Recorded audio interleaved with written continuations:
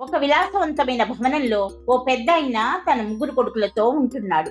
ఆ పెద్దాయన ఒక పని మీద వెళ్లి కొన్ని రోజులకు మళ్ళీ తిరిగి వచ్చి చూడగా వాళ్ళ ఇల్లు కాలిపోతూ కనిపించింది.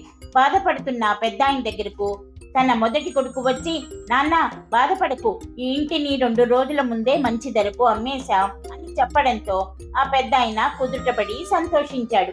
వెంటనే రెండో కొడుకు వారి దగ్గరికి వచ్చి, ఏంటి మీరు సంతోషంగా ఉన్నారు, మనము అమ్మిన వ్యక్తి ఇంకా డబ్బులు ఇవ్వలేదు, మన పని అయిపోయింది అన్నాడు కంగారుగా.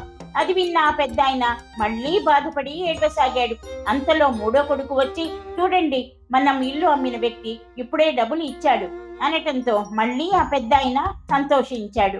ఈ కథను గమనిస్తే పరిస్థితి ఏమీ మారలేదు. ఇల్లు కాలిపోతూనే ఉంది, కానీ ఆ పెద్దాయన స్పందించే తీరే మారుతూ వచ్చింది. అంటే బయట పరిస్థితులు కాదు, దానికి మనం ఎలా స్వీకరిస్తామో అదే ముఖ్యం.